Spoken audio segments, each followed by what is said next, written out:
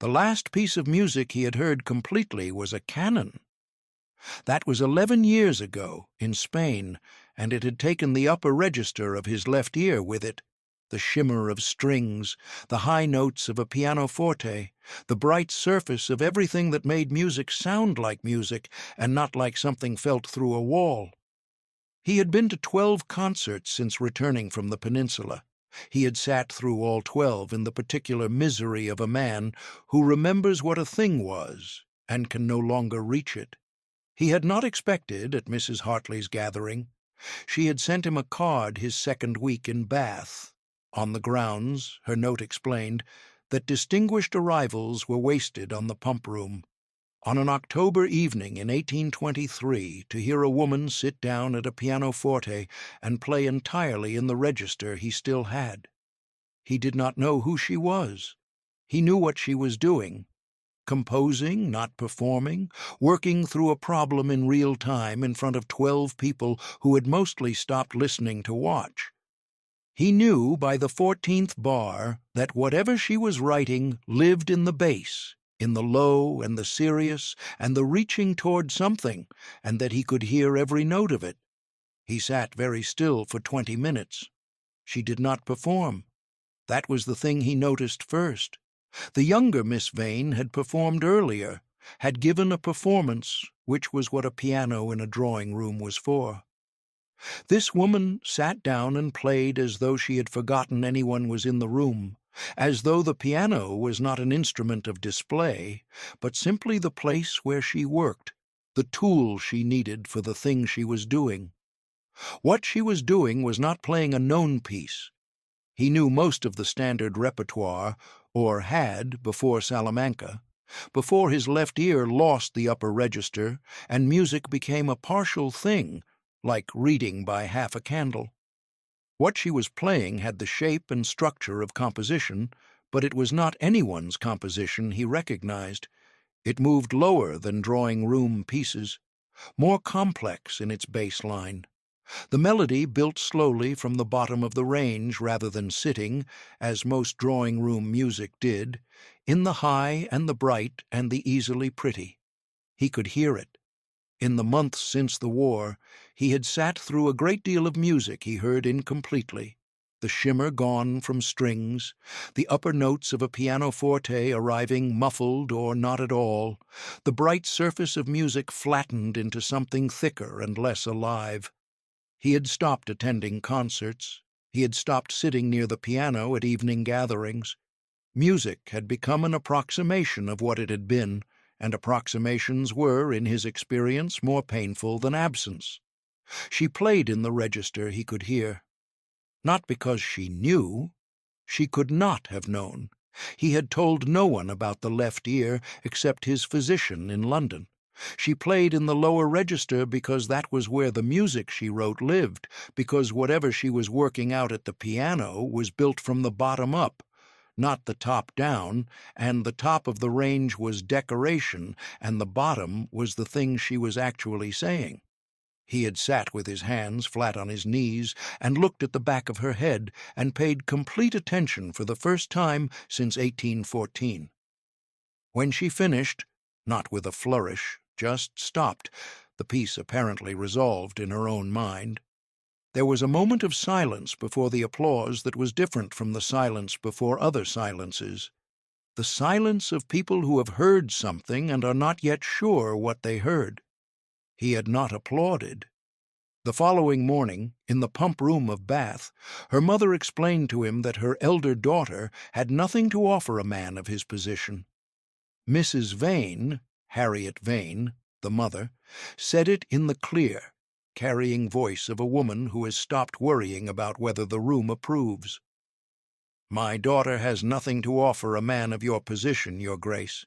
I say so plainly because I find that plainness saves time." The Duke of Claverton looked at her. He said nothing. He looked at the younger daughter, Charlotte, 22, fair and accomplished, the daughter Harriet Vane had brought to Bath with the purpose of his attention, or attention like his, or attention from anyone with a title and an income and the willingness to overlook a vicar's family without a dowry. He looked at the elder daughter. She was standing 3 feet behind her mother and slightly to the left, in the position of a person who has learned over many years to occupy as little of a room as possible. She was not looking at him. She was looking at the far wall of the pump room, at the windows, at the October light coming through the glass, with the flat quality of an autumn morning that has not decided whether it wants to be bright. She had ink on her right hand. He noticed this because he noticed small things, and because ink on a woman's hand in a pump room at 10 in the morning was not the kind of detail that explained itself. She was not beautiful. He noted this with the same neutrality with which he noted everything, not as a judgment, not as a disappointment, but as a fact. Her face was plain in the way that plain sometimes means, the individual features unremarkable, but the whole of the face alive in a way that beauty sometimes is not. Brown eyes, a strong jaw, dark hair in a serviceable arrangement that had clearly been planned that morning and clearly been forgotten since. She was 27 if the Bath gossip was accurate, which it sometimes was. She had a pencil in her left hand. He noticed this now. She had moved it from her right hand to her left at some point in her mother's speech, without looking at it, the way you move something you are holding without thinking about the movement. The pencil was short, well used, worn down to the last 2 inches. "Miss Vane," he said. Eliza turned. She looked at him with brown eyes that were, he noted, doing the same thing his eyes did in rooms, taking inventory, assessing, reading. She had been reading the room since she entered it. She had simply been doing it while looking at the windows, so that the room did not know she was doing it. "Your Grace." Her voice was level, the voice of a person who is neither surprised nor performing anything. "You were at Mrs. Hartley's last evening." "Yes. The piece you played in the second half. Who composed it?" A pause. Not long, a half-second, the duration of a decision being made. "I don't know who it was." He looked at her. She looked at him. The ink, the worn pencil, the answer that was technically not a lie and was not the truth. She was too late. "Your elder daughter," the Duke said. Mrs. Vane's expression did not change. "Yes." Mrs. Vane's smile was the smile of a woman who has made a business decision and is comfortable with it. "Eliza, 27. She is, well, she has her father's inclinations, I'm afraid. The vicar's study, books. She plays, of course. All girls play. But it is not the kind of playing that—" She paused, selecting her words with the care of a woman who has been delivering this assessment for years and has refined it to its most useful form. "She is not the kind of young woman who makes an impression. I hope you will not think me unkind for saying so. I find that clarity prevents confusion." The Duke looked at Eliza. Eliza was looking at the windows. He could not tell if she had heard. From the slight set of her jaw, the very small adjustment, the kind that happens when a person decides not to react to something they have heard many times, she had heard. Mrs. Vane, who had been watching this exchange with the focused attention of a general reading a field, inserted herself back into the conversation with the practiced smoothness of 27 years of social management. "Charlotte has been so looking forward to the Wentworth Assembly on Thursday," she said. "I do hope we shall see you there, Your Grace."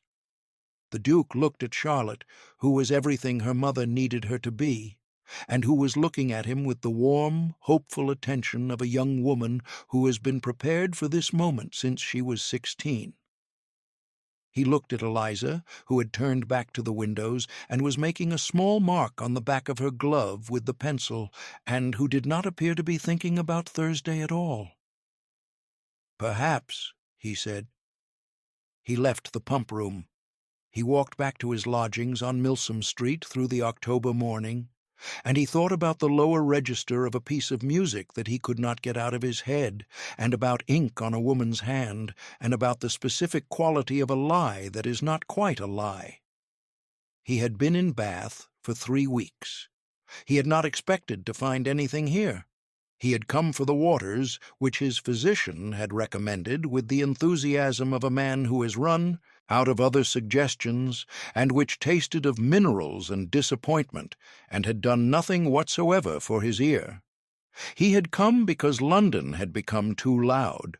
Not in volume, the deafness had made it quieter, but in the other kind of loud, the kind that is social pressure and expectation, and the ongoing negotiation of being a Duke of 35 who has not yet produced an heir, and whose mother wrote letters about it from the country. Bath was supposed to be the manageable kind of quiet. Bath was supposed to be a season of taking the waters and attending the occasional assembly, and then going back to Claverton with nothing resolved, but nothing made worse. A piano in a drawing-room had not been what he expected to find. Before I take you back to Bath, before the assemblies and the pump-room and the thing that happened at the piano, I need to take you back further, to a vicarage in Somerset, to a girl of 9 who first understood what music was for. Her father's name was Reverend Thomas Vane.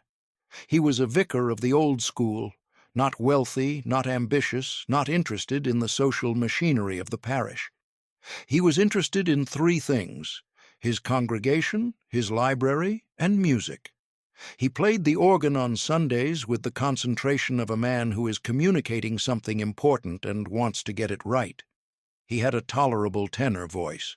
He had, in the library of the vicarage, 47 volumes of musical theory and composition that he had collected over 30 years, and which he read with the same attention he gave to theology, because he believed, with a quiet conviction that he rarely discussed but never abandoned, that music and prayer were variations of the same act, the reaching toward something that could not be held, but could, in the right moment, be heard. His elder daughter sat on the floor of his library from the time she was old enough to sit on floors, and listened to him play and read his books, and asked questions he could not always answer. She was not a beautiful child. She was an attentive one. She listened as some children look, with her whole body, with complete stillness, with the focused, patient attention of someone who has understood that the important things arrive quietly and disappear if you are not ready. She began composing at 11. Not performing, composing. There was a difference, and she had understood it before she could articulate it. Performing was giving people what they expected, which was fine, which she could do. Composing was finding out what the music was trying to say when no one was managing it. She composed as her father prayed, privately, seriously, with the sense that she was engaged in something that mattered whether or not anyone else could see it mattering. By 14, she had filled 3 notebooks, not scales, not exercises, pieces, structured, considered, building toward something and then resolving it, not by disappearing, but by finding its proper place. Her mother had her own opinion of this. Mrs. Vane, Harriet Vane, née Prescott, merchant's daughter who had married a vicar and spent 20 years accommodating herself to the gap between what she had expected and what she had received, was not a cruel woman. She was a practical one. She had looked at her elder daughter at 14 with the assessing eye of a woman who understood what the world required of a vicar's daughter without money, and she had seen a problem. The problem was not the music. Harriet could manage the music. Girls played, everyone played. Playing was an accomplishment. An accomplishment was currency. The problem was what the music was doing to Eliza. It was making her serious, earnest, absorbed. It was making her the kind of woman who sat in corners at assemblies and did not bother to arrange her face into the expressions that drew attention. It was making her interesting to the wrong people, vicars, scholars, elderly women who collected unusual minds the way others collected china. and invisible to the right ones. The right ones, in Harriet Vane's calculation, were men with money and no strong preference for the decorative kind of wife. They existed. She had met several. They required a certain kind of presentation, not beauty necessarily, though beauty helped, but warmth, accessibility, the signal that a woman was willing to be managed. Eliza gave none of these signals. Eliza gave the signal of a person who was occupied and would prefer not to be interrupted. "You must be more agreeable," Harriet said, when Eliza was 16 and had just given a monosyllabic response to a perfectly pleasant young man at a neighborhood assembly. "I was agreeable," Eliza said. "I agreed with everything he said." "That is not the same as being agreeable." Eliza considered this. "I don't understand the distinction." "The distinction," Harriet said with the patience of a woman who has had this conversation in various forms for 2 years, "is that agreeing with things is a fact. Being agreeable is a performance. You need to perform it." Eliza looked at her mother with the brown eyes that saw everything and revealed nothing. "You want me to pretend to be more interested than I am." "I want you to be interested in the right things." Eliza went back to her notebook. She was not defiant. She never defied her mother, which would have been easier for both of them. She simply continued, with the quiet persistence of a person who has decided what matters and does not see the point of stopping it, to compose. She wrote pieces for the organ which her father played on Sunday mornings and attributed to himself when asked, because Eliza asked him to, and because he was, in this as in everything, on her side. She wrote pieces for the pianoforte, which she played in private and never attributed to anyone. She wrote at 21 a set of variations on a Somerset folk tune that she sent to a music publisher in London under the name E.V., and which was returned with a letter of interest and a request to know more about the composer. She wrote back as E. Vane. She did not specify what the E stood for. The publisher assumed Edmund. The variations were published in 1819 under the name E. Vane, attributed on the title page to a Somerset composer. They sold moderately. A music critic in the Monthly Review called them remarkable for their harmonic depth, unusual in a composer of evident youth. The publisher wrote again, asking for more. She sent more. She sent it as E. Vane, and E. Vane became, over 4 years, a minor figure in English music publishing, not famous, not celebrated, but known in the small world of people who read music criticism and attended the less fashionable concerts and who had opinions about harmonic depth. 4 published works, a 5th in progress. A correspondence with the publisher that was the most honest conversation she had had with anyone, because the publisher believed he was writing to a man and therefore treated the opinions as opinions rather than as the charming eccentricities of a musical young woman. Her mother did not know. Her father knew. Her father was the only person who knew, and he knew because he had played 2 of the published pieces on the organ on Sunday mornings and had watched his daughter in the front pew listening to her own music with the expression of someone hearing a thing they wrote and finding it, in performance, slightly different from how it had been in their head. Neither better nor worse, just different, as everything is when it leaves the notebook and meets the world. He had said nothing. He played the pieces. He did not attribute them. He was on her side. When Eliza was 25, the publisher wrote to ask when E. Vane might be available to meet in London. He was planning a concert series. He wished to include a new work by E. Vane and believed the occasion would benefit from the composer's presence. Eliza had written back to say that E. Vane was unavailable for London travel. The publisher had accepted this with the brisk disappointment of a man who has too many other things to manage to pursue the question further. The concert series had gone ahead without E. Vane.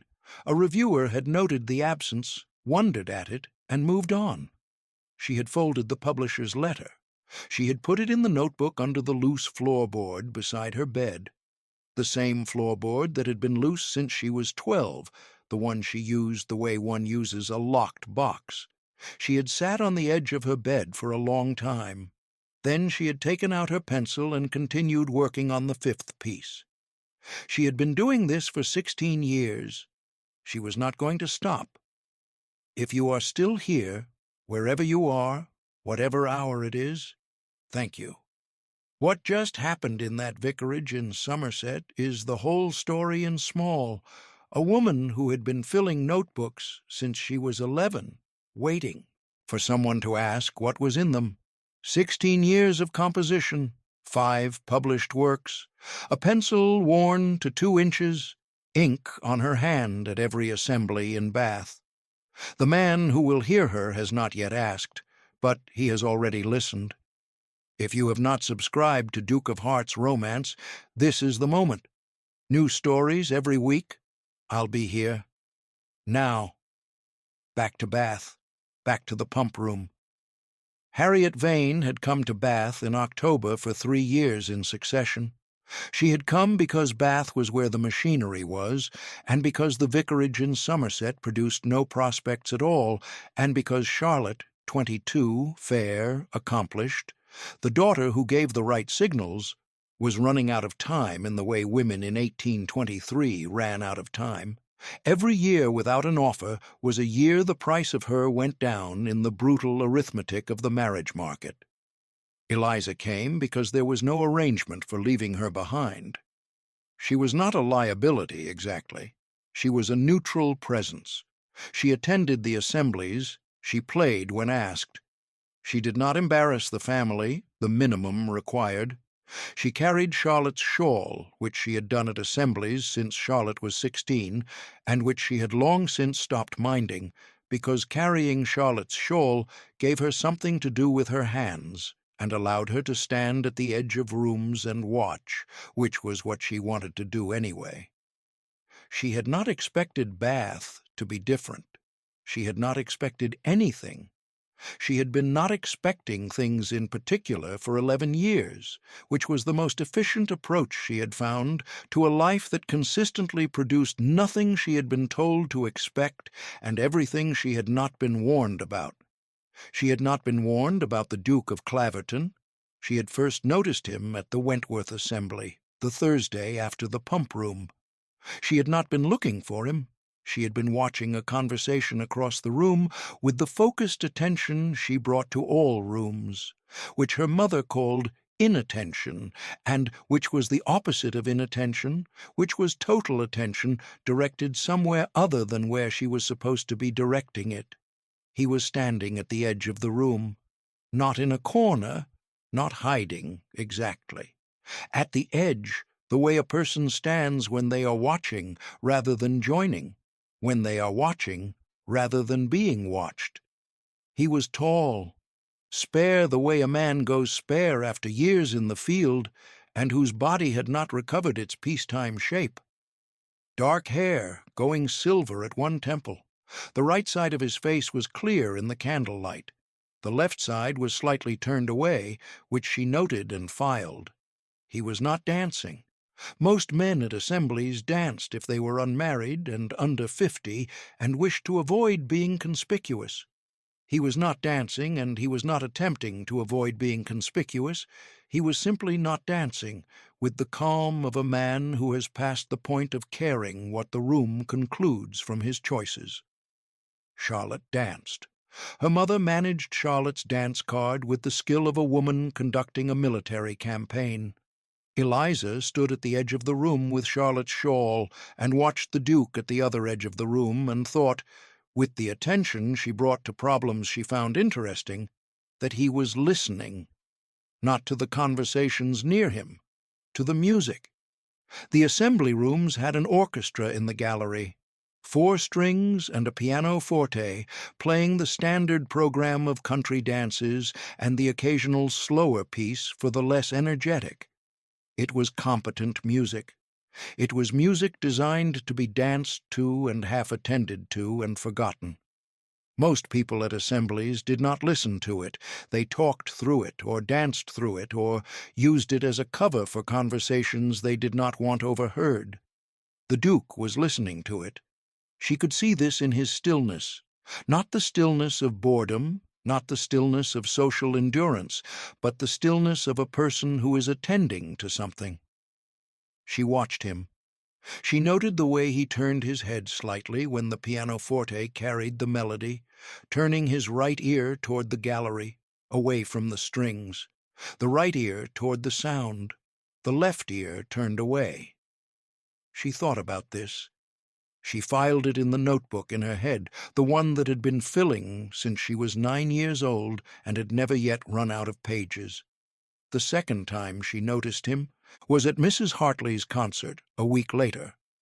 Mrs. Hartley was 68, a widow of considerable income and unconventional preferences who had decided, 20 years ago, that the best use of her Bath lodgings was to fill them with interesting people and let them talk to each other, and who had discovered through trial and considerable error that the most reliable way to make a room interesting was to include someone who could play the piano well and had not yet decided what they were going to play. Eliza had been coming to Mrs. Hartley's concerts for 3 years. Mrs. Hartley had found her in the way that perceptive older women find things, by accident, by persistence, by the skill of noticing what was in rooms that other people were not noticing. She had heard Eliza play at a neighborhood gathering and had said, without ceremony, "You wrote that." Eliza had said no. Mrs. Hartley had said, "I have been listening to music for 40 years, and I know what a composer sounds like when they are playing their own work. You wrote that. Come to my Thursday gatherings." Eliza came. Mrs. Hartley never asked her to explain the initials. She provided the piano and the audience and the implicit understanding that what happened at her Thursdays stayed at her Thursdays, which was the same understanding she extended to the retired diplomat who read his political diaries aloud, and the botanist's widow who showed drawings that had never been published, and the young clergyman who argued heresies so eloquently that everyone present pretended afterward to have been somewhere else. At this Thursday there were 12 people. Eliza had played in the second half, not announced, just sat down, as she always sat down at Mrs. Hartley's, because Mrs. Hartley's was the one room where sitting down was enough. She had played the 5th piece, not finished, still in progress, the ending not yet resolved, but far enough along to play through to the unresolved section and then find her own way out of it, which she did by returning to the opening theme and letting it settle into the lower register where it had come from. It was not a proper ending. It was a resting place. The Duke was in the room. She had not known he would be there. She had sat down at the piano without knowing he was present. She had played 20 minutes of her own unfinished work without looking up. She had been working through the problem of the 5th piece, which had a structural issue in the third movement that she had been carrying for 2 months and had not yet solved, and she had been working through it in public because sometimes the problem solved itself in performance in a way it could not in private, and Mrs. Hartley's room was the only room where this was possible. When she finished, stopped, the piece not done but the working session done, she looked up. He was sitting very still in the chair by the fire. His hands were flat on his knees. He was looking at the back of her head in a way that, when she turned and met his eyes, told her he had been paying complete attention for the full 20 minutes. She stood. She moved to the edge of the room. She did not know what to do with the fact of that attention, so she filed it. The morning after the pump room, a note arrived at the Vane's Bath lodgings. It was addressed to Miss Vane, not Miss Charlotte Vane, not Miss E. Vane, just Miss Vane, which was technically the address of the elder daughter. It said, "I have a pianoforte at my lodgings on Milsome Street. It is a Broadwood. It has not been played since I arrived in Bath 3 weeks ago. If you would be willing to make use of it, the house is available to you Tuesday and Thursday mornings between 9 and noon. Claverton. No preamble, no social framing, no explanation of why a duke was offering a pianoforte to a vicar's daughter he had spoken to once. Eliza read the note 3 times. She thought about her mother, who would have opinions about this that would be loud and numerous and not wrong. She thought about the 5th piece, which she had been working on in her head for 2 months and could not work out because the Bath lodgings had a pianoforte that she was allowed to play for 1 hour in the afternoon when Charlotte wasn't practicing, and 1 hour in the afternoon was not enough time to work through the problem of the 3rd movement. She wrote back, "Thank you. Tuesday, 9 o'clock. E. Vane." She did not tell her. Ah, Mother! This was not unusual. There was a significant category of things Eliza did not tell her mother: the publisher's letters, the published works, the Thursday gatherings at Mrs. Hartley's, the 3 notebooks currently under the loose floorboard, the pencil she kept in her left hand at social occasions, because keeping something in her hand was the only way she had found to get through rooms without going mad from the uselessness of them. Her mother operated on the information Eliza chose to provide, and Eliza chose to provide the information that was required and no more. She told Charlotte.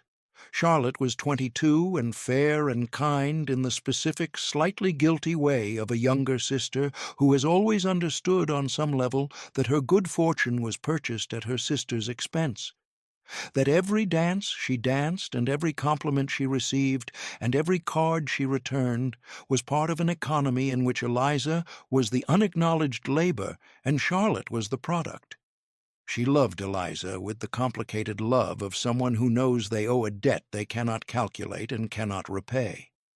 "A pianoforte," Charlotte said, "on Milsome Street." "Yes, his pianoforte. He offered the use of it. He will not be there." "How do you know he will not be there?" "The note says the house is available, not that he will be there."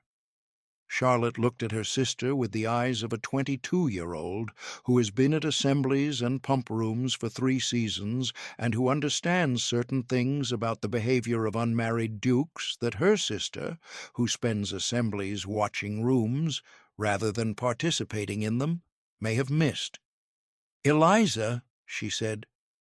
"The 3rd movement isn't resolving," Eliza said. "I need more time at the piano."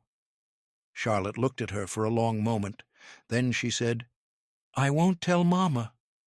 "I know you won't, because she'll make it into something it isn't." "Yes." "And what it is," Charlotte said carefully, "is a pianoforte." "It is a Broadwood," Eliza said, "which is considerably better than what we have here." Charlotte pressed her lips together. She had her mother's mouth, which meant it was the mouth that managed things. She was managing something now. "Be careful," she said. "It is a piano," Eliza said, "on Milsome Street, at 9 in the morning." Charlotte let it go. She was good at letting things go that she could not change. It was one of the ways she and Eliza were entirely different. He was there.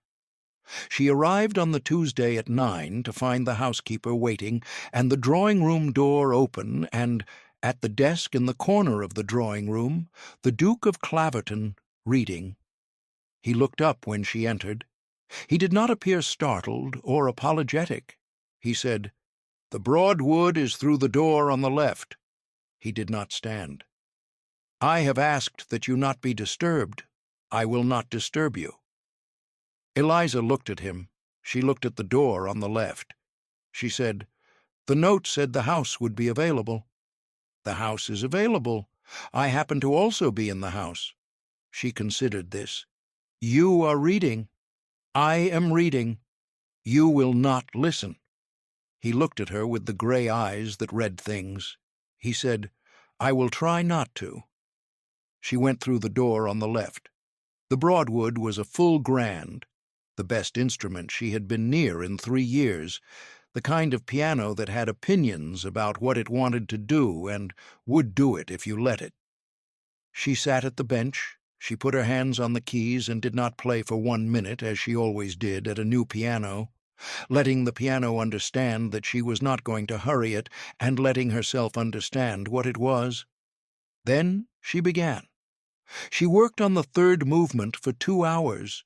She worked as she always worked when solving a structural problem, not from the beginning, not performing, but starting in the middle of the difficulty and working outward from it, trying different approaches to the turn in the harmony that would not resolve, stopping and backing up and trying again with the concentration of someone who is looking for a thing they know is there and have not yet found.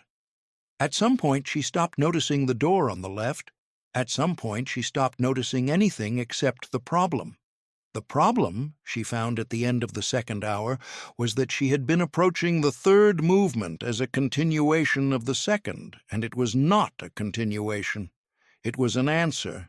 The second movement asked a question, stated it in the upper register where she rarely worked, the bright and the exposed and the uncertain. And the third movement was the answer, which meant it had to go down, not up, had to find the place where the question came to rest, had to arrive at the note that made the question unnecessary. She found it. She played it 4 times, to be sure. Then she sat with her hands in her lap and looked at the keys and felt the deep satisfaction of a problem that has been solved by the problem itself telling you what it needed. That was the end, a voice said. She turned. The Duke was in the doorway. Not where he had been. He had moved, at some point, from the desk to the doorway, and was standing with one shoulder against the frame in the way of a man who has been there for some time and has only now decided to mention it. She had told him not to listen. She said, "You said you would try not to." "I tried. I was not successful." She looked at him. He looked at her with the expression she was coming to recognize, the reading expression, the one she had been cataloguing since the pump room. "How long have you been there?" she said. "The last 40 minutes." 40 minutes. She had been working on the turn in the harmony for 40 minutes, trying approaches, discarding them, backing up, trying again. He had been in the doorway for 40 minutes, listening to a composer work through a problem on a piano. "That is not a finished piece," she said. "I know." "You were listening to a work in progress." "Yes, that is—" She stopped. There was no polite version of what that was. It was an intrusion. It was also an intrusion that was hard to be angry about when the person doing it had the expression of someone who had not been able to help themselves. "I want to ask you something," he said. "You can decline to answer." "Ask." "The piece at Mrs. Hartley's, last Thursday, the one you said you didn't know who wrote." She waited. "I have been trying to place it for a week," he said. "I know most of the published English composers of the past decade." "It is not any of them. The harmonic language is—" He paused, choosing words with the care of a man who is saying something outside his usual range. "It is lower than the standard. It builds from the bass. Most drawing-room composition sits in the treble. This doesn't. It lives in the lower registers." He stopped. He was looking at her hands, which were still in her lap.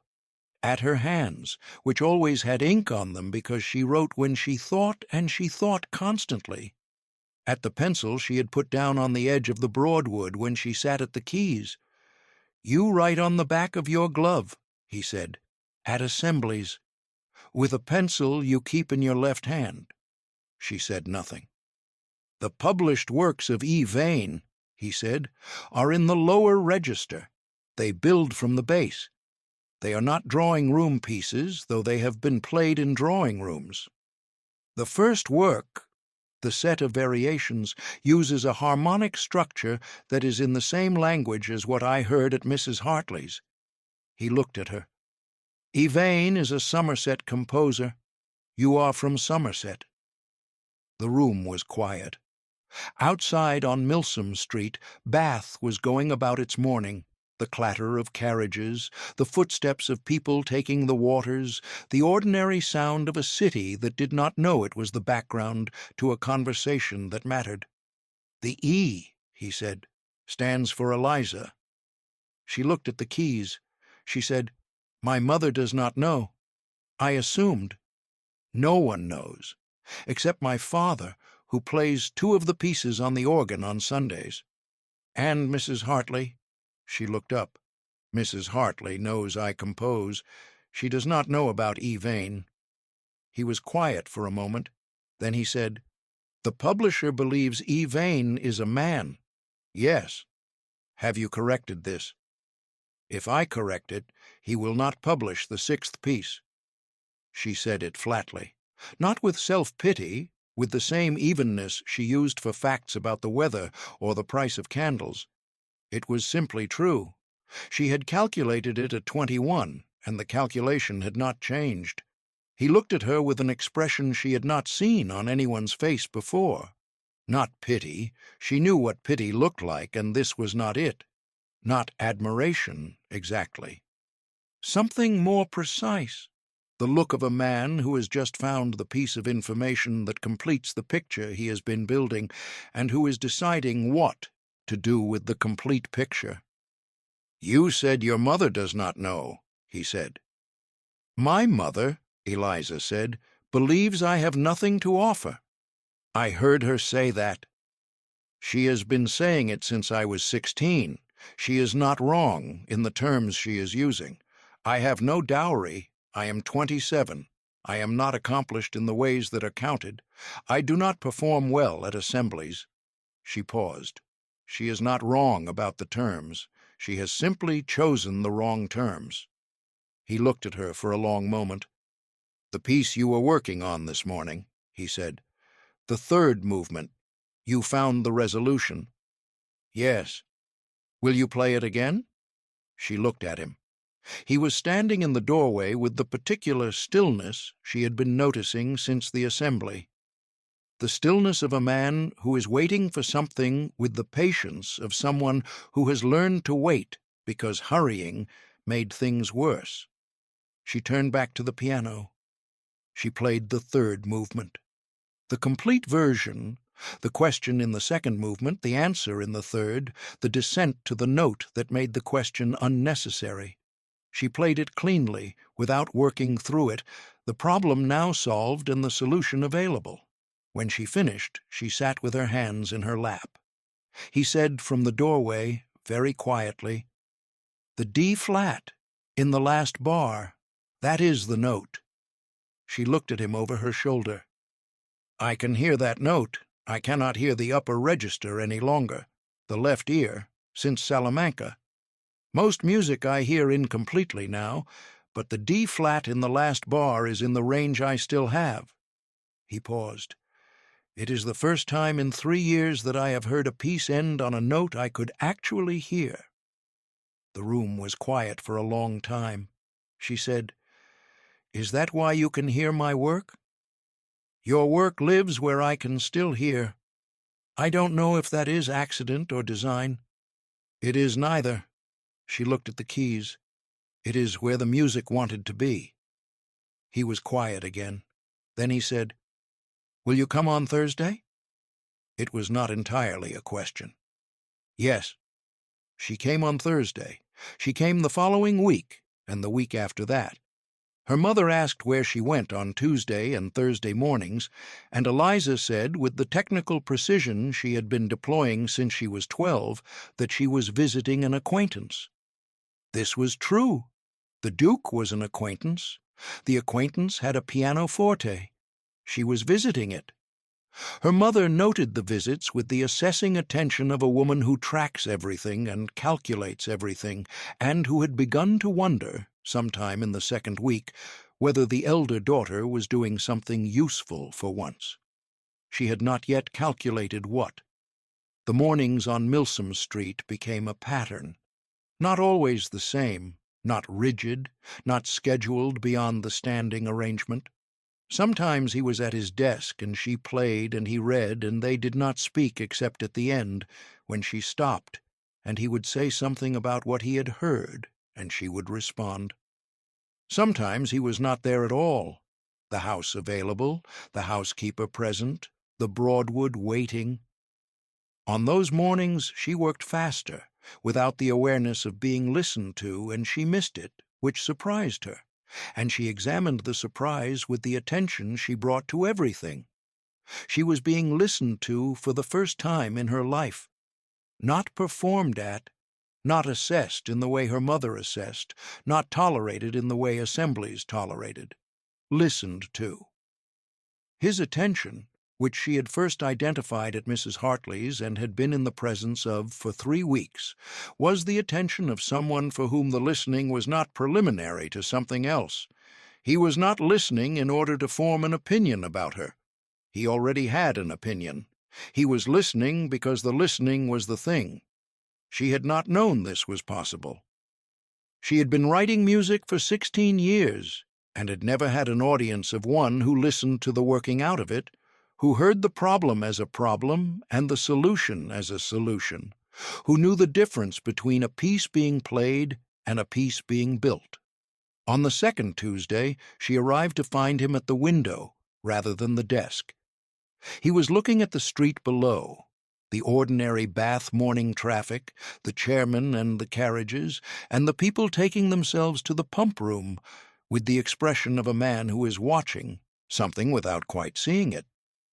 She went through to the Broadwood without speaking. She had been working on the opening of the 6th piece in her head for 3 days, not at the piano, in her head, the way she always worked when she had no instrument available, running the theme through her mind on walks and at meals, and in the moments before sleep when the house was quiet and her mother was done with the day's accounting. The theme was there. She needed to find where it began. She played for an hour. She found the beginning, not the first note, but the first intention, the thing the piece was trying to say before it had words for it. It was lower than anything she had written. It started so far down in the bass that it was almost below music, almost in the register of something felt rather than heard. She stopped. She sat. He had come to the doorway at some point. She had not heard him. She was beginning to understand that she would not always hear him, that he moved through his own house the way he stood in rooms, quietly, without announcement, present before you noticed he was there. "Where does it start?" he said. "Not where did it start? Where does it?" As though the piece were a thing currently in motion that they were both trying to locate. "Below the first bar," she said. "It starts before it starts. The first note you hear is already in the middle of something." He considered this. "Like arriving at a conversation already in progress." "Yes, exactly that." She had not had that phrase, and it was the right phrase, and she reached for the pencil on the edge of the Broadwood and wrote it on the back of her hand. He watched her write on her own hand and said nothing about it. "The war," she said after a moment. Not a question. She did not ask questions she was not prepared to hear answered. "Yes," he said, "you arrived at something already in progress." He looked at her hand, at the ink there, at the words she had written. Everyone who came back did. The country had been at war for 11 years. The country kept moving. The people in it kept— He stopped. He did not often stop. The difficulty was not the return. The difficulty was that there was no place to begin. Everything had already begun without you. Eliza looked at the keys. "The piece begins where it begins," she said. "You cannot start before the starting point, but the starting point is not always the first bar." She set her hands on the keys. "Come in when you hear where it actually starts." She played the opening from the beginning. He stood in the doorway and listened, and at the 5th bar, not the first, he said quietly, without moving from the doorframe, "There." He was right. That was where it started. The 3rd Thursday, He was not there when she arrived. The housekeeper let her in with the same efficiency as always, the house available, the Broadwood waiting, no explanation offered for his absence, and none requested. Eliza went through to the piano. She sat. She played. She worked for 90 minutes alone, faster than usual, the absence of the doorway listener making the room both emptier and more hers. She worked through the second movement, which was giving her difficulty of a different kind than the third movement had given. Not a structural problem, but a tonal one, a question of whether the second movement should resolve or remain open. She tried both. She tried the open ending 3 times and the resolved ending twice. She could not decide. She sat with her hands in her lap. She heard the front door. He came through the drawing-room and into the music-room with the careful quiet of a man who is trying not to disrupt something and is not certain whether the disruption has already happened. He looked at her at the Broadwood with the look she had begun, privately, to think of as the inventory. Not assessment, not calculation. Something closer to the attention of a person reading a room, to understand what has been happening in it before they arrived. "You have been here for some time," he said. 90 minutes. "I was delayed." He did not explain the delay. She did not need him to. "Have you resolved the second movement?" She looked at him. "How did you know there was a problem with the second movement?" "The last 3 times you have played, you have spent the first 40 minutes on the second movement and then moved on without finishing it. That is not how you work. When the passage is going correctly. When it is going correctly, you play it through once and continue." He sat in his chair by the window. "The second movement is not going correctly." She turned back to the piano. "It does not know whether to resolve or stay open." "What does the third movement need it to do?" She paused. She had not thought about it from that direction, had been working inward from the second movement rather than backward from the third. "The third movement needs—" She played the opening of the third movement, stopped, played the resolved ending of the second movement, and then directly into the third, stopped, played the open ending into the third. The open ending was correct. She had heard it immediately, playing it from the direction of where it was going rather than where it had come from. She sat still for a moment. "The open ending," he said from the window. "Yes." "I heard it too." She looked at him over her shoulder. He was looking at the window, not at her, the October light on his face, the right side clearer, the left slightly turned away. He had not been trying to hear correctly. He simply had. She turned back and played the second movement through with the open ending into the third, and the third resolved where it should, and the piece was saying what it had been trying to say for 3 weeks and had not yet found the words for. She told him about E. Vane, not all of it, the letters to the publisher, the 5 published works, the concert series he had missed. She told him in pieces the way she worked through problems, starting in the middle and working outward. He asked questions with the care of a man who understood that the questions were more important than the answers, and who did not ask more than was offered. He told her about Salamanca. Not all of it. The battle, the position, the moment when the artillery round had landed close enough to do what it did. He told it in pieces, too. She asked no questions. She listened in the way he listened to her piano, completely, without agenda, storing what was said in the notebook in her head that never ran out of pages. "The upper register," she said one Thursday, after he had told her about the first concert he had attended after returning from the peninsula. "What does it sound like now?" "Muffled. Approximate, like hearing through a wall. I know the shape of the sound, but not its texture." "And the lower register?" "Clear, more clear perhaps than before, as though—" He paused. He was at his desk, not looking at her. He was looking at the window. "As though the ear found what it still had and paid it more attention." She thought about this for a long time. Then she said, "I have been composing in the lower register since I was 14. I know. Nobody told me to write there. It is simply where the music lives. My father always said—" She stopped. She did not often speak about her father to people outside the family. She started again. "My father says that music and prayer are variations of the same act, that you are reaching toward something that cannot be held, but can, in the right moment, be heard." She looked at the keys. "I think I have been reaching toward something in the lower register since I was 14. I don't know what it is. I know it is there." He said nothing for a long time. Then he said, "I think I know what it is." She looked at him.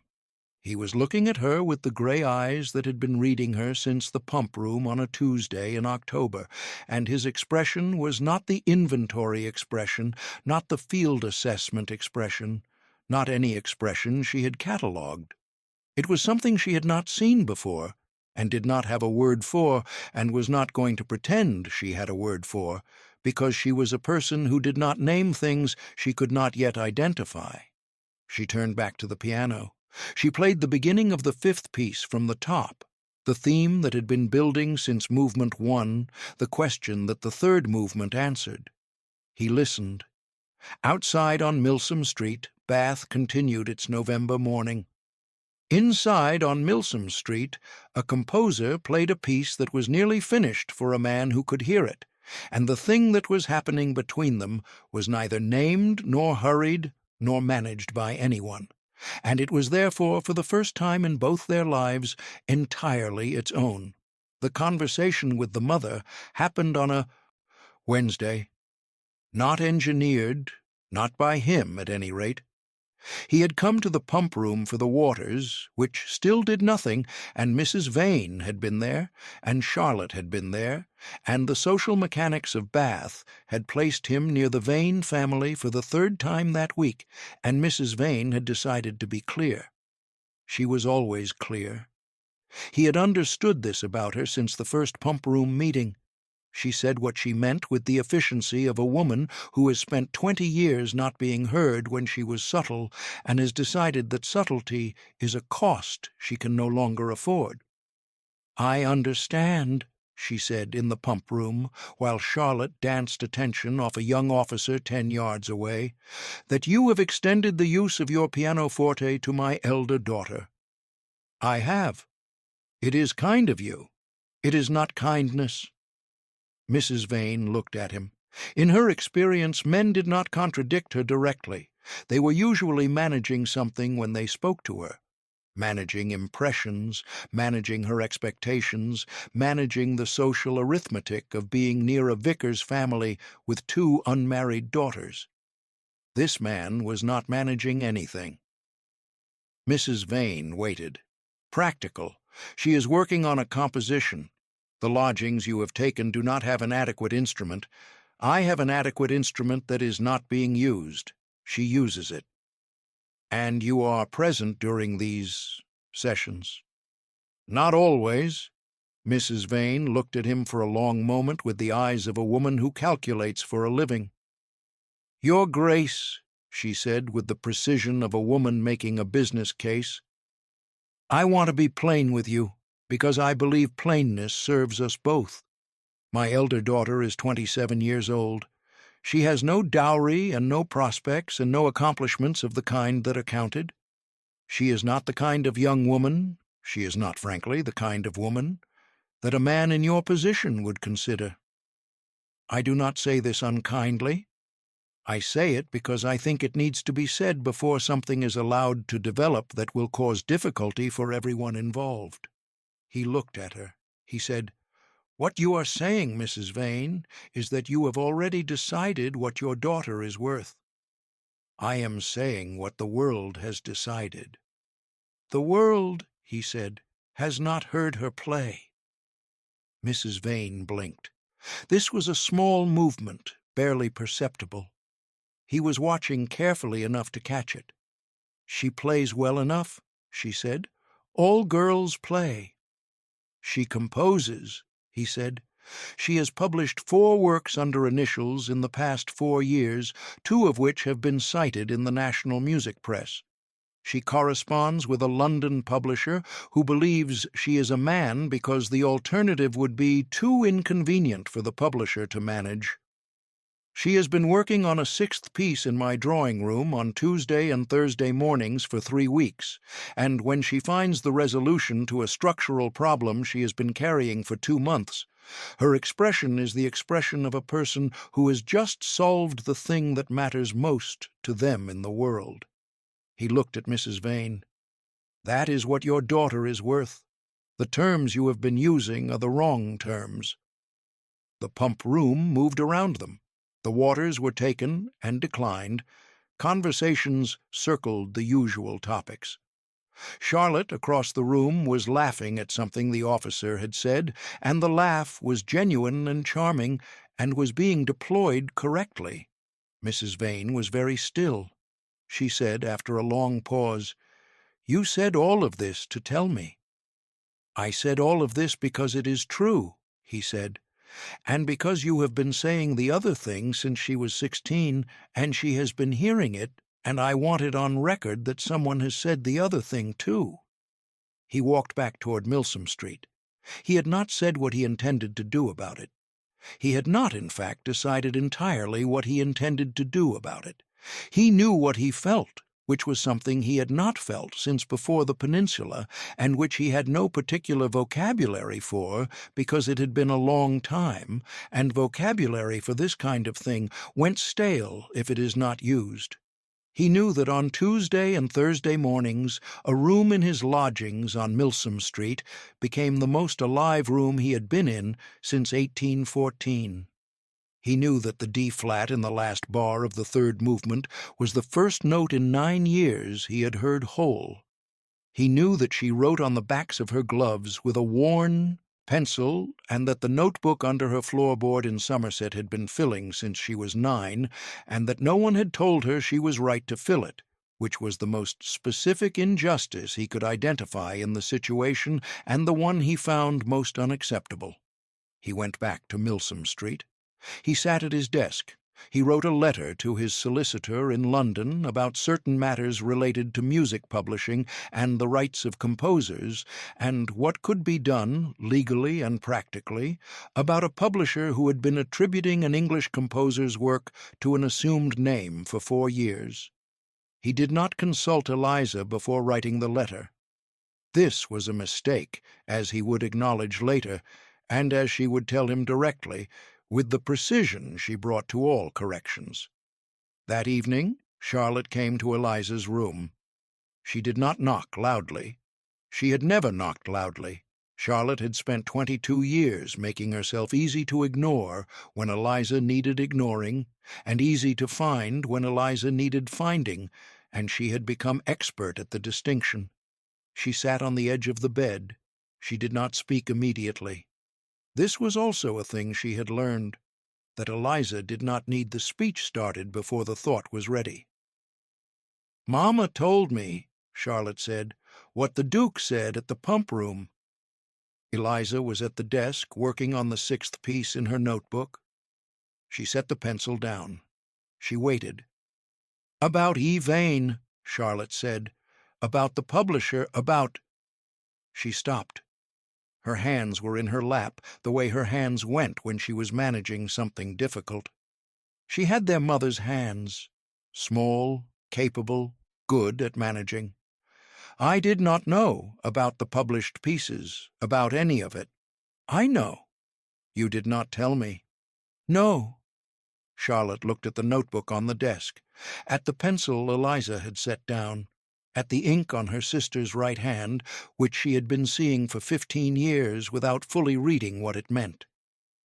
"I should have asked," Charlotte said, "what you were writing all those times, what the notebooks were. I saw them. I always saw them. I just—" She stopped again. "I thought it was private."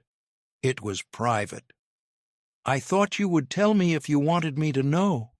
"I would have," Eliza said, "if I had been certain it was safe to tell." Charlotte looked at her. Not hurt. She had too much honesty in her for hurt. Something more careful. You were not certain it was safe. With me. Eliza considered how to answer this accurately. I was not certain Mama would not find out. And if Mama found out, she would have used it, Charlotte said, quietly, without drama, the acknowledgment of a fact she had known for a long time and had not wanted to say directly. She would have found a way to use it. Yes. Charlotte was quiet for a moment. The room was the ordinary room of a Bath lodging house. Serviceable furniture, a window facing the street, the sounds of the evening traffic outside. Charlotte looked at the window. She had their mother's face in profile, the same decisive line of jaw, the same managed expression. From this angle, in this light, she looked older than 22. "The Duke said the wrong terms," Charlotte said. "That is what Mama told me. She was—" Another pause. "I think she was more upset by that than by anything else, that someone had different terms." "He has been listening to the fifth piece for 3 weeks," Eliza said. "He had different terms before she spoke." "I know." Charlotte turned from the window. "Eliza, the pianoforte on Milsome Street, the mornings, is it—" "I don't know what it is," Eliza said. "I am still counting." Charlotte looked at her sister. The ink, the notebook, the pencil set down on the desk at a precise angle. She knew Eliza's counting. She had been watching it since they were children, the way Eliza held things in suspension until the information was complete, the way she did not decide until she was certain, the way certainty arrived not as a feeling but as a calculation finished. "When you know," Charlotte said, "will you tell me?" "Yes," Eliza said. "You will be the second person I tell." Charlotte stood. At the door she paused. She said without turning, "You should have had the published pieces under your own name from the beginning." Eliza picked up her pencil. "I know. I am glad there is someone who also knows." She went out. Eliza sat at the desk in the ordinary lodging-house room and looked at the notebook and thought about the column she had been keeping since the pump room on a Tuesday in October, and added one more entry to it without writing it down. She came on Thursday. She played the fifth piece, complete for the first time. All 3 movements, the question and the complication, and the answer. And when she finished, she sat with her hands in her lap, and the piece was done, and she knew it was done, and the knowledge was the satisfaction of a thing completed, the weight lifted from the problem once the problem is solved, and also, underneath that, the sadness of a thing that is finished, because finishing meant leaving it. He was in the doorway. He had been there for the full length of the piece. She had known he was there, she had played it knowing he was there, and she had played it the same way she played it when she was alone, because at some point in the past 3 weeks she had stopped adjusting for his presence. He was not an audience. He was a person who listened. The difference was significant. "It's finished," she said. "Yes." She looked at the keys. "I will send it to the publisher." "There is a matter I need to discuss with you," he said. "I should have discussed it before acting. I did not." She turned. He told her about the letter to the solicitor, about the inquiry into what could be done regarding the publisher and the attribution and the name on the title pages of 5 published works, about the question of whether E. Vane could be made, formally and publicly, the work of Eliza Vane, Vicar's daughter, Somerset. She listened to the full account. She said nothing while he spoke. She waited until he was done. Then she said, "You should have asked me first." "Yes." "It is my name, my decision." "Yes, I was wrong not to ask." She looked at him. He looked at her. She thought about 5 published works and a publisher in London and 4 years of being Edmund instead of Eliza, and she thought about whether she wanted the correction and what it would cost and who it would affect, And what came after? She said, "What did the solicitor say?" That it is possible, that the publisher would need to be approached with care, that there would likely be, he paused, choosing the word, reaction, from the press, from several directions. She thought about this for the length of time it took to think about it carefully. She folded her hands in her lap. My father would need to know, before anything else. He has been protecting this for 16 years. He deserves to know first. Of course. And my mother. She stopped. She looked at the far wall. My mother will have an opinion. Your mother will have many opinions. The corner of her mouth moved. Not a smile, the place where a smile would go if she decided to put one there. He recognized this expression because he had been watching for it since the pump room. I want to finish the 6th piece first, she said. Before anything public, I want the 6th piece under my name from the start. That seems right. She looked at the Broadwood, at the keys she had been playing for 3 weeks, at the drawing room that had become the room where the 5th piece was finished, and the 6th piece was beginning, and the problem of the 3rd movement had found its resolution in a D-flat in the last bar. You should have asked me first, she said again. I know. But I am glad someone wrote the letter. He looked at her across the drawing room. This woman with the ink on her right hand, and the pencil worn to 2 inches, and the 5 published works, and the notebook under the floorboard, and the composition that lived in the register he could still hear. And he said, with the directness he used for things that were true, I would like to continue being the person who writes letters on your behalf, provided I ask first. Eliza looked at him. She looked at the keys. She said, That is either a professional arrangement or a personal one. Both, if that is acceptable. She was quiet for a moment. She turned back to the piano. She played the opening bars of the 6th piece, just the opening, just the theme, the thing she had been hearing in her head for 3 weeks and had not yet put down. She played it through once. It was lower than the 5th. It was lower than anything she had written before, the bass carrying the theme entirely in the 1st movement, the question buried in the depths of the register, the answer not yet written. She stopped. Come on, Tuesday, she said. I want you to hear what this one is asking. He said he would come on Tuesday. He came on Tuesday.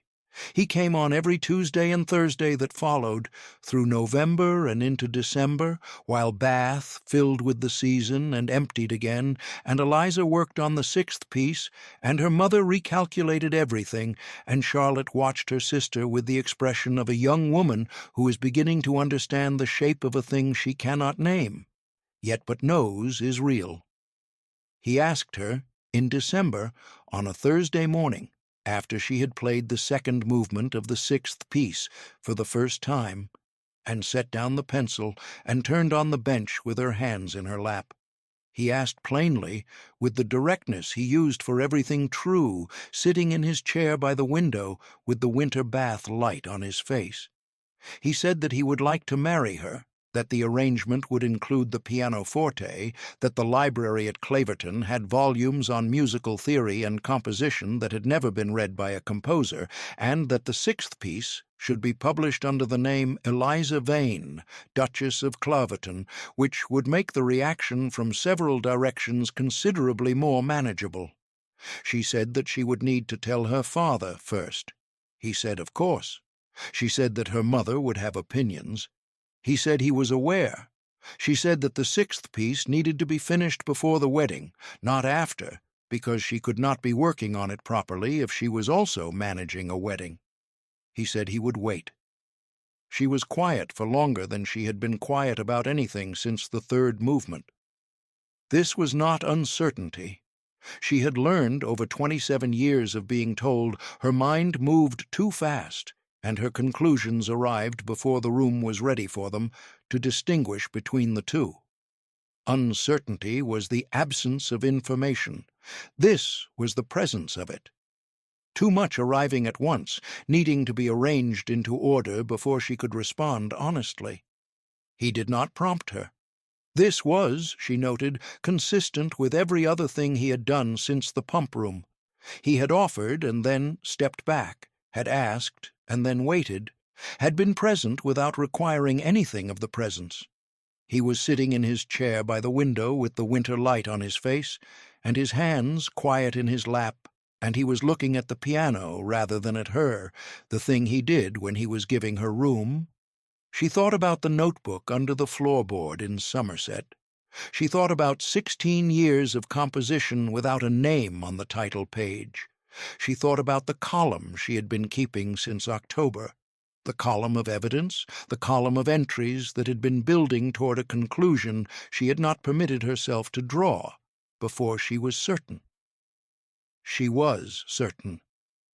She thought about her father, who would play this news from the organ on a Sunday morning with the full stops open.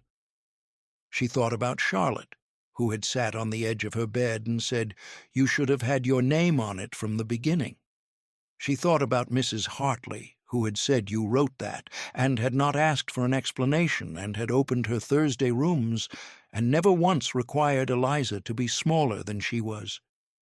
She thought about the D-flat in the last bar, the first note in 9 years he had heard whole. The calculation was complete. She looked at him. This man who had heard the D-flat in the last bar of the third movement and known what it was, and sat in a doorway for 40 minutes, listening to a composer work through a problem, and had written a letter to a solicitor without asking, and had told her mother the wrong terms, and who came on Tuesdays and Thursdays with the patience of a man who had learned to wait because hurrying made things worse. She said yes. She turned back to the piano. She played the opening of the 6th piece again, from the beginning, the theme in the bass, the question buried in the deep register. He listened. The thing that was reaching toward something in the lower register had been reaching for a long time. It had been reaching since she was 9 years old in her father's library.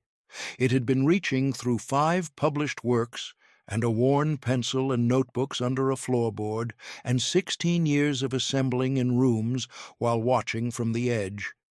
It had found what it was reaching toward, and the reaching was not over. It would not be over, because the 6th piece was not finished, and the 7th was already beginning in her head, and the 400 volumes at Claverton had not been read by a composer, and the publisher in London had not yet been corrected, and there was the matter of the 6th piece's third movement, which she had not yet solved, but the reaching had found something to reach toward, and that was enough to begin. Epilogue 6 months later. The 6th piece was published in the spring of 1824 under the name Eliza Vane, Duchess of Claverton. The publisher had required several letters and 1 visit from the Duke's solicitor, and a very calm, very precise letter from Eliza herself explaining the situation, which she wrote in ink, at the desk in the drawing-room on Milsome Street on the morning before they left Bath. The reaction from several directions was, as predicted, considerable. The music press was divided. 2 critics praised the 6th work as the finest of E. Vane's catalogue, and expressed the opinion that the revelation of the composer's identity was long overdue. 1 critic questioned whether the earlier works could be authentic if they were the product of female composition, and the Monthly Review, which had been publishing E. Vane's pieces for 4 years, ran a brief editorial noting that the quality of the work was the quality of the work, and that the hand holding the pen was a matter of record rather than a matter of relevance to the music. The publisher sold out the first edition in 3 weeks. The 400 volumes at Claverton on musical theory and composition were moved, at Eliza's request, from the East Library to the music room, where they were more accessible. She read them with the efficiency of a person who had been waiting for them and had a use for all of them. She wrote in the margins in ink. He read her margin notes and added pencil comments in response.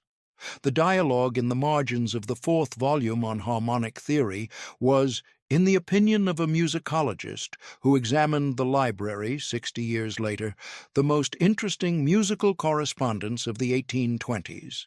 She finished the seventh piece in December of 1824. She published it in January of 1825 under her own name, which now took up considerably more room on the title page, but which fit, which was the important thing. Her father played the sixth piece on the organ on the Sunday after publication. He played it in a church in Somerset with the full stops open, the sound filling the nave and the transept, and the winter morning outside the high windows, and his congregation, who had been hearing this music for years and had never known whose it was, heard it now as the music of the vicar's daughter who had grown up in this parish, and who had been reaching for something in the lower register since she was 9 years old, and who had, as it turned out, found it. He played it from memory.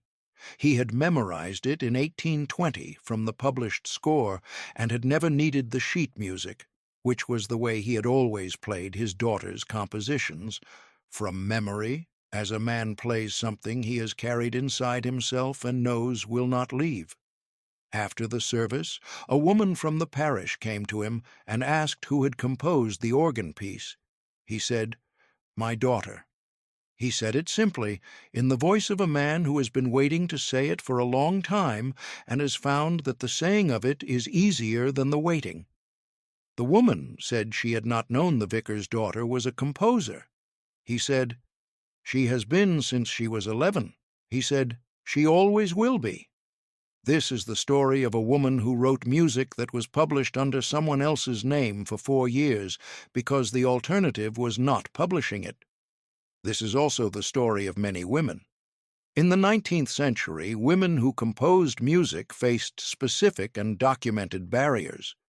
Publishers were reluctant to publish work by women, the assumption being that female composition was a lesser product, a domestic accomplishment rather than a professional one. Women published under male pseudonyms and initials across every art form: novels, poetry, music, scientific writing. The Bronte sisters published as Currer, Ellis, and Acton Bell.